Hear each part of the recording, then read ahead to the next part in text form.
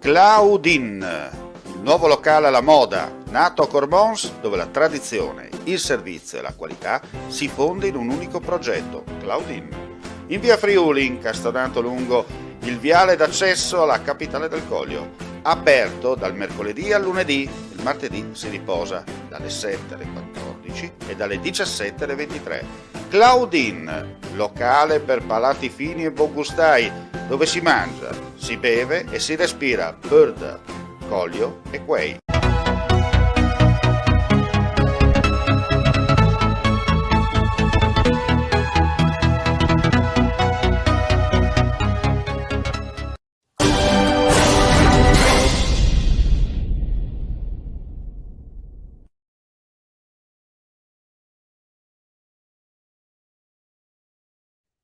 Un cordiale saluto gentili amici e amiche alla visione all'ascolto, una linea diretta, l'appuntamento del pomeriggio con friulitv.net, lo vedete già collegato con noi dalla sua scrivania di Gorizia, il sindaco di Gorizia Rodolfo Ziberna, a quale auguro la buonasera. Sono le 16:30 in punto e come promesso iniziamo questa diretta. Allora, signor sindaco, proprio per spaccare il ghiaccio, per rompere il ghiaccio, anche se le temperature sono l'esatto contrario, questo decreto di retromarcia che al momento è solo a parole, si è sentito, no? Da parte del governo che ha un po' allargato le maglie per il 25, 26 e 1° dicembre, lei come sindaco come la vede la situazione?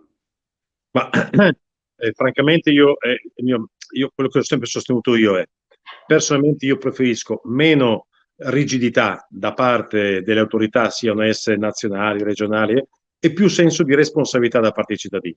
Perché noi siamo tutti consapevoli che se tutti si comportassero bene in tutti gli ambienti sempre, non servirebbero il 90% delle leggi che ci sono in Italia, cioè quelle che contengono prescrizioni, cioè laddove o per la mancanza di elementi di conoscenza o per la mancanza di buonsenso le persone rischiano di comportarsi in modo diverso, allora deve intervenire una regione con una sua legge, uno Stato con una sua legge o un sindaco con una sua ordinanza. Perciò è senza dubbio fa specie quando si parlano di città, il paragone tra Roma, Torino, Milano, Napoli, Firenze e tante altre città, e pensiamo, visto che abbiamo esordito con la capitale del Coglio, con Cormons, ma vale anche per Gorizia, non è la stessa cosa, nel senso che il dividere le famiglie nel momento in cui maggiore c'è la possibilità, il desiderio, la voglia di condividere un momento insieme, che non è soltanto il momento del brindisi, ma il momento in cui i nonni incontrano i nipoti, il piacere di condividere con loro, con i figli, lo scambio dei doni, che non è lei sa meglio di me che una cosa è fare un dono, altra cosa è essere presente quando magari un bambino apre il dono. Sto naturalmente particolarizando l'argomento.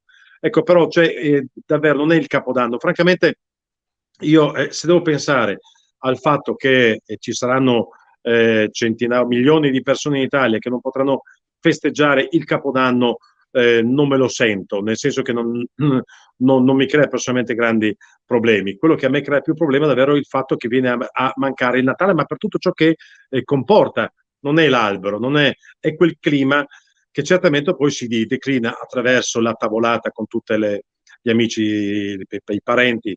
Sappiamo che la presenza di più persone a un pranzo fuori piuttosto che a casa non è disciplinato, ma c'è una raccomandazione da parte del governo. Ecco, la mia preoccupazione perciò qual è?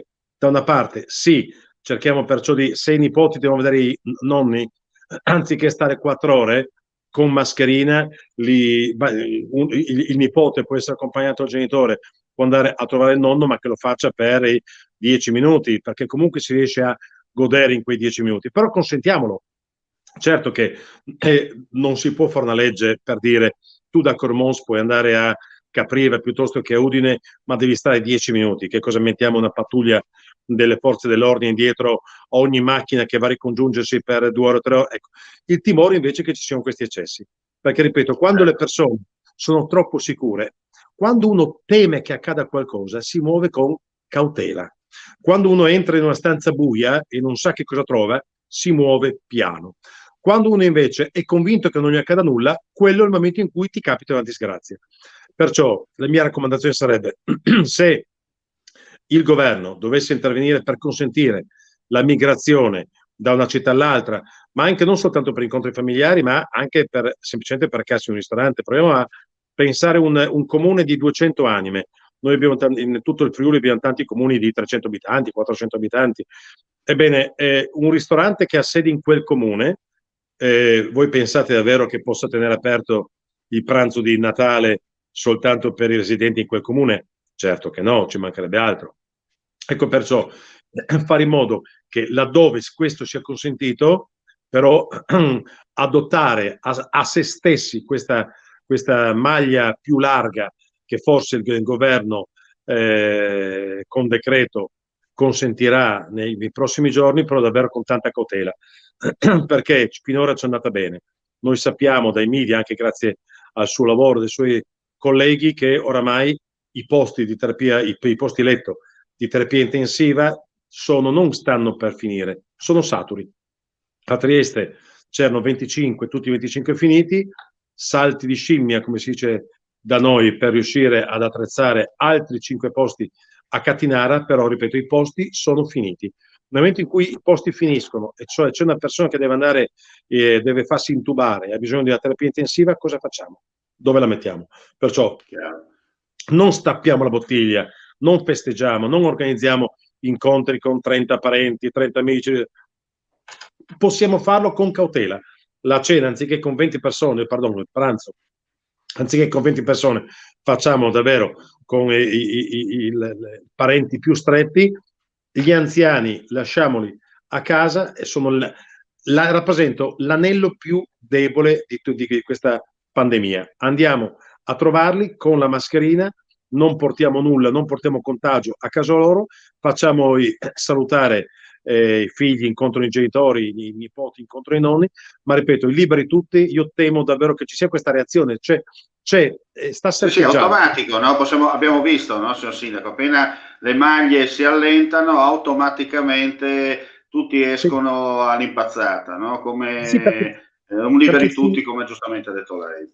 Perché si vive con insofferenza e perciò nel momento in cui viene a cessare, allora c'è questa esplosione di libertà che si traduce poi in questi comportamenti, e ripeto, la terza onda d'urto, è meglio chiamarla forse così, è davvero dietro l'angolo. Non è finita la seconda nel Friuli Venezia Giulia, ma la terza è già pronta.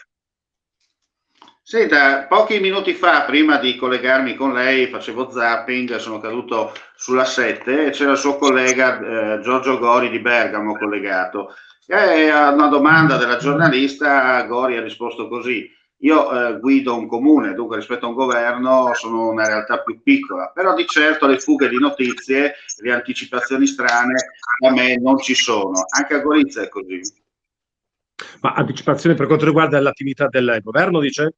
Sì, diciamo che ogni cosa che il governo propone automaticamente arriva per mezzo stampa attraverso i social e poi magari viene smentito poche ore dopo, no? Perché si sentono diverse campane su liberazioni, DPCM contro DPCM e via dicendo.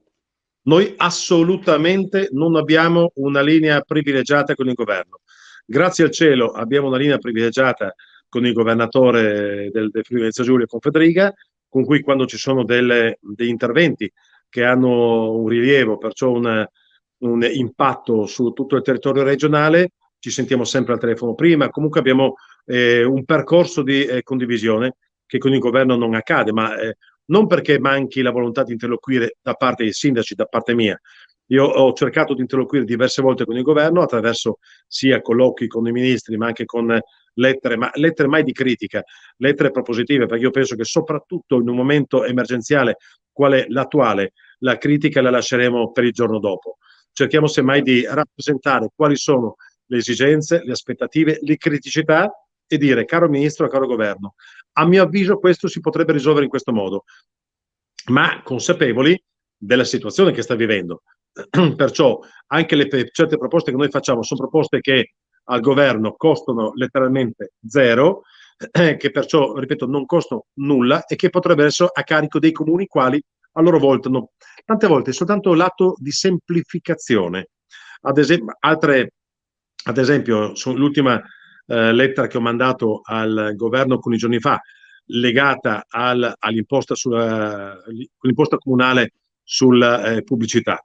E fa sorridere il fatto che con una mano noi cerchiamo di dare una mano appunto a quelle attività commerciali che più di altre hanno subito il lockdown, e dall'altra parte, se per 3 mesi sono rimaste chiuse, noi facciamo pagare però ad esempio un'imposta pubblicitaria per un'attività che non sono stato in grado, non per colpa loro, di tenere aperta. E allora coerenza vorrebbe, ma tu Stato fai una cosa, visto che non incassi tu questa imposta, consenti ai comuni che hanno davvero conoscenza del territorio, consenti ai comuni di dire, bene, gli esercizi che sono rimasti chiusi, a questi per 8 mesi, per un anno, non faccio pagare. Poi valuterà comune per comune. Io sono dell'idea che molti colleghi, per carità, capisco anche le loro ragioni, dicono che sia il governo a decidere, io non voglio assumermi responsabilità.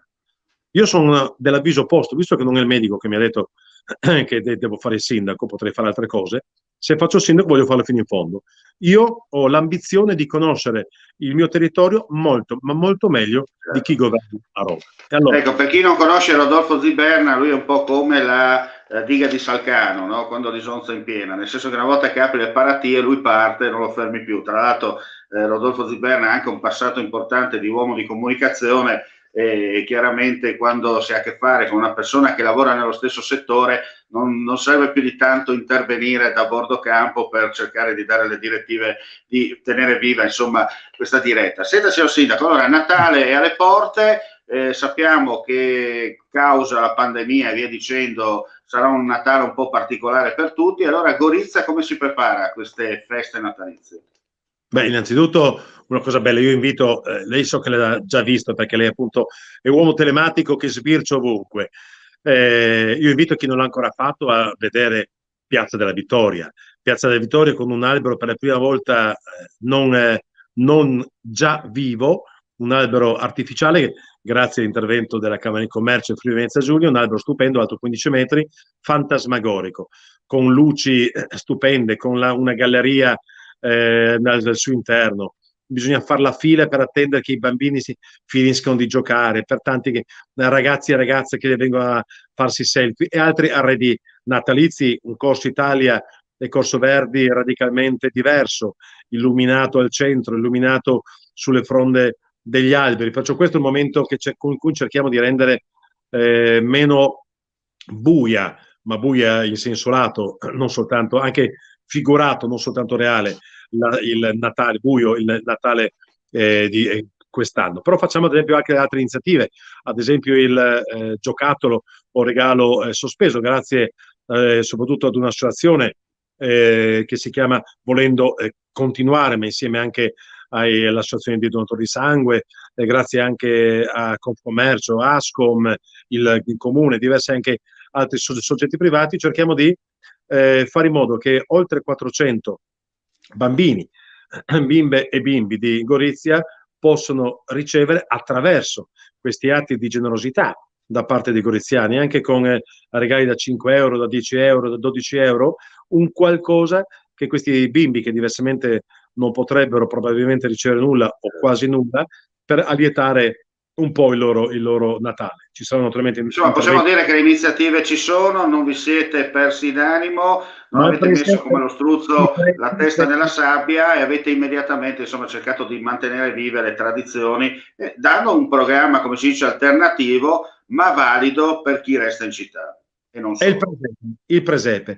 Via Rastello, che chi conosce Gorizia durante Gusti di Frontiera è quella magica via storica che è occupata da un tappeto di persone che oggi ovviamente non possono più raggrupparsi. Via Rastello, grazie anche alla collaborazione del comune e a soggetti privati, Chiara Canzonieri prima di tutti, via Rastello si è trasformata con le vetrine addobbate e poi con una sequenza di presepi stupendi, bellissimi, affascinanti, accattivanti lungo tutta questa via. Altri presepi verranno inaugurati lunedì, ma sono bellissimi. Uno quasi ad altezza naturale in legno nel parco municipale, un altro nell'atrio del comune realizzato, i goriziani lo conoscono da Fra Oreste, un padre cappuccino, e non so, cioè davvero non so come riesca a fare. Sono dei presepi che sono collocati e viene rappresentato all'interno di Corte dei Lanzi, che è il castello di Gorizia, ma sono davvero cose, ecco, non è il presepe tradizionale.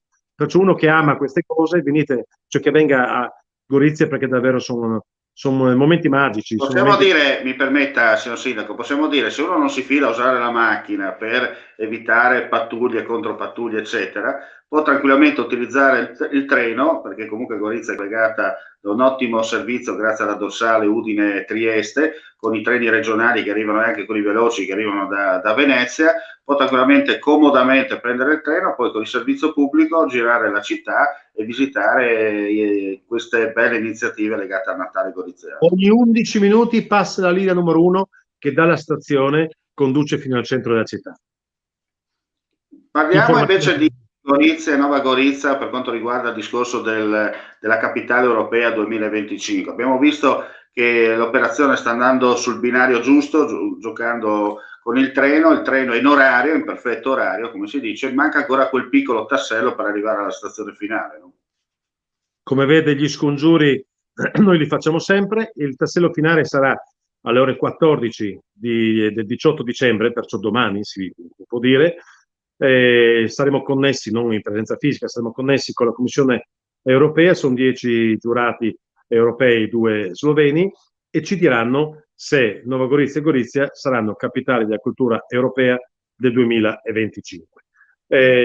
Io credo davvero che abbiamo tutte le carte in regola per esserlo, anche perché noi abbiamo l'ambizione di poter rappresentare per tutta Europa una testimonianza, proprio laddove a causa delle tragedie del XX secolo, ma tante cose che sono accadute successivamente, laddove si pensava che nulla avrebbe potuto crescere, germogliare, ebbene, proprio su quel terreno abbiamo dimostrato che prima col GEC e oggi con questa candidatura noi possiamo parlare di coesione, di rapporti internazionali, di conurbazione. Perciò ciascuno con la propria, rigorosamente con la propria identità, ciascuno con la propria storia, ciascuno con il proprio vissuto, ma è proprio perché noi intendiamo sommare queste storie, queste tradizioni, questa cultura, questi due vissuti diversi, perché diventi una ricchezza nuova che rappresenta, lei conosce bene il nostro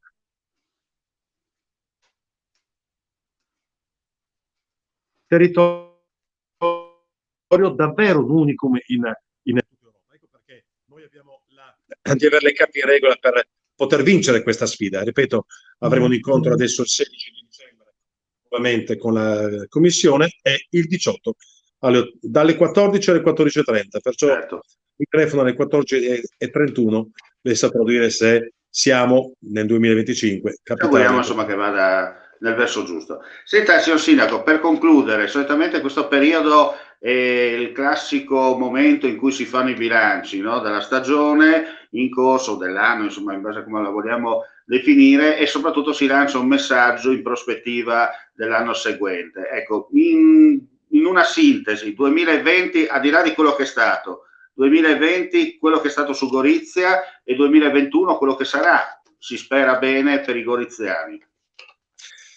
Il 2000, lei come sa, perché segue la cronaca politica, segue gli enti locali, la regione da tanto tempo, lei sa che la metà del primo mandato serve soltanto per capire quale tipo di iniziative, eventi, opere pubbliche. Poi ci si impiega un anno per la ricerca delle risorse, un anno per la progettazione, anni per la realizzazione. Il 2021 è l'anno delle opere pubbliche. Questi anni qui abbiamo dedicato tanto, anche peraltro non soltanto alla capitale della cultura europea, ma abbiamo corso, siamo andati in semifinale. Sabato scorso abbiamo perso la semifinale come capitale del welfare del 2022, siamo ancora invece in corsa e come per essere capitale dello sport europeo, ma di questo ne parleremo in un'altra circostanza. Adesso è la volta delle opere pubbliche importanti. A mezzo anno, perciò estate del 2022, inaugureremo, siamo già partiti da diversi mesi, inaugureremo la nuova Valletta del Corno, un lavoro importante di riqualificazione del torrente Corno da dove entra in Italia, cioè a Gorizia, in via San Gabriele, fino a dove sfocia nel fiume Isonzo. Nella Baretta del Corno c'è sono 1 migliaio di metri oggi preclusi all'accesso, non solo alla fruizione da parte dei cittadini, perché è boscaglia. Avremo la possibilità di riqualificarlo con il corno acque bianche in superficie, tolto dalla tomba, come si dice, stombata l'acqua, con attrezzature, panchine, piste ciclabili, ponticelli. Abbiamo da fine gennaio avremo Corsa Italia a senso unico. A metà del prossimo anno finiranno le realizzazioni di importanti tratti di piste ciclabili. Abbiamo trovato un'intesa eccezionale con la Regione per la riqualificazione del Palasport, per il quale ci sarebbe da destinare una puntata, perché non è soltanto per lo sport, ma dovrebbe diventare un punto di riferimento da Conegliano a Lubiana per la concertistica, 6.000 concertisti per i concerti, per non la musica classica, oltre che per gli eventi sportivi. Abbiamo le risorse per riqualificare il mercato all'ingrosso, il mercato cosiddetto scoperto, e anche questo diventerà una location unica con 2 piani di posteggio sottoterra, ascensore, si arriva in una struttura coperta, trasparente, grandissima, calda in inverno, fresca in estate, dove fare di tutto, dai libri, convegni, conferenze, convention, mercati, di tutto. 2 grandi strutture che avranno la capacità di aumentare l'appeal del nostro territorio a beneficio naturalmente di tutti. Abbiamo appena finito di riqualificare le 2 più vecchie piazze della nostra città, la piazza davanti antistante il Duomo, Corte Sant'Ilario, e quello davanti alla chiesa di San Rocco. In più, naturalmente, il prossimo anno abbiamo destinato risorse per la riqualificazione dei giardini pubblici, 250.000 euro. A fine gennaio, primi di febbraio, avremo finito i lavori in castello del Teatro Tenda e del Bastione Fiorito. In questi giorni abbiamo gettato giù il vecchio Teatro Tenda, che era un obbrobrio che doveva essere gettato giù per legge, tra l'altro diversi anni fa. Siamo riusciti a farlo adesso. Fine primavera dovremo anche inaugurare la salita al castello con la salita meccanica, quel cosiddetto ascensore al castello. Come vede, questi sono alcuni degli interventi che abbiamo in mente di fare, ma uno tra tutti che voglio citare è il cambio della illuminazione pubblica. Noi abbiamo 7.400 punti luce a Gorizia, 7.000, cioè 400 sono già stati cambiati, 7.000 verranno cambiati. Passeremo tutti a LED, aumenterà del 40% l'illuminazione, diminuiremo quasi del 50% invece la spesa, a costo zero per i cittadini, perché quello che andremo a risparmiare del consumo, di quanto paghiamo oggi per l'illuminazione pubblica, queste saranno destinate appunto a finanziare l'investimento. Perciò tutto dalla città alla periferia, una città nuova, riqualificata, illuminata, più sicura. Tra l'altro stiamo aumentando anche il numero di telecamere per videosorveglianza. Il primo intervento sarà per tutti i 15 plessi scolastici che ci sono a Gorizia. Deterrenza da ogni punto di vista. Lavori ce ne sono tanti, dipendenti sono pochi, sono bravi, perciò un plauso naturalmente ai nostri dipendenti, perché ripeto, Gorizia ha circa il 25% di dipendenti in meno rispetto a 10 anni fa, laddove c'erano 10 persone, oggi sono 7 persone e mezzo che lavorano, perciò apprezzamento nei loro confronti, però mi creda, e fare tutto questo con la consapevolezza che ci sono soltanto 2 comuni capoluoghi in Italia, Gorizia e Cuneo, che non applicano la addizionale IRPEF. Tenga conto che Trieste mi pare che abbia, cito Trieste perché per vicinanza, mi pare che abbia incassi sui 20 o 25 milioni di euro. Gorizia, se applicasse l'addizionale come Trieste, avrebbe circa 4 milioni di euro. Ebbene, noi tutto quello che stiamo facendo lo stiamo facendo a addizionale IRPEF zero. Mi creda che fare tutto questo, e aggiungiamoci appunto l'impresa che ci auguriamo che sarà a carico nostro della capitale della cultura europea, mi creda che non occupa 24 ore al giorno, ma 48 ore al giorno. Non occupa il 100% delle risorse, ma il 200%. Senta, signor Sinaco, prima di salutarla le faccio un po' un appunto esterno, no? Allora, qualcuno si lamenterà il fatto che le ho fatto fare 24 minuti di spot elettorale, in un certo senso. Non ho voluto fare domande tipo che aria tira in maggioranza, perché so che c'è un po' di vento di scirocco pericoloso. siamo sotto Natale, dobbiamo essere tutti buoni, no? In questo caso le ho lasciato lo spazio per dire, mi permetta di dire quello che sta facendo, non le solite chiacchiere da bar tanto per perdere tempo, insomma. Ma non evito le domande, può farmela anche questa. Io non voglio essere sindaco, voglio fare il sindaco. Se non posso fare il sindaco, Ziberna un minuto dopo. Perciò se la maggioranza non vota il bilancio, Ziberna non attenda di essere commissariato, ma si dimette il giorno dopo e si va al voto. Si dice ai cittadini quello che l'impegno che ciascuno ha preso e spiegheranno ai cittadini le ragioni per cui non hanno mai mantenuto la parola data. Si va il giorno dopo. Non è una minaccia, ma è governabilità significa non fare l'amministratore di un grande condominio. Bisogna avere una visione. Se non si condivide la visione, è legittimo, si va al voto. Chi non è d'accordo starà da una parte. Con me ovviamente stanno soltanto quelli che condividono questa visione. E abbiamo dato il contentino anche ai detrattori che diranno che l'avevo fatto parlare per 26 minuti. Invece lei in 2 minuti e mezzo ha riepilogato quello che gli altri ci mettono magari ore e ore e ore attraverso i social e non solo, magari non mostrando la faccia, come succede in certi casi, perché tutti si è bravi davanti a una tastiera a scrivere, poi si lancia il sasso e si è anche bravi a dire no, io non sono stato io, anzi, elogio il lavoro del sindaco, ma funziona così ed è bello della democrazia. Grazie signor sindaco per la sua partecipazione, la lasciamo al suo lavoro e ci aggiorniamo prossimamente, insomma, sperando insomma, della lieta novella. Grazie a lei, come si dice, Mandi, a lei e ai telespettatori. Mandi e alla prossima, a parte la sigla e ci vediamo più tardi per quanto riguarda Friuli TV con le ultimissime.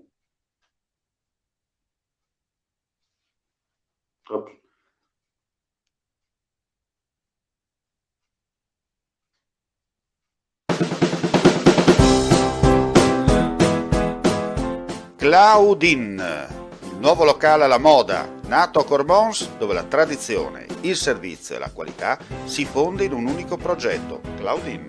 In via Friuli, incastonato lungo il viale d'accesso alla capitale del Coglio, aperto dal mercoledì al lunedì, il martedì si riposa dalle 7 alle 14 e dalle 17 alle 23.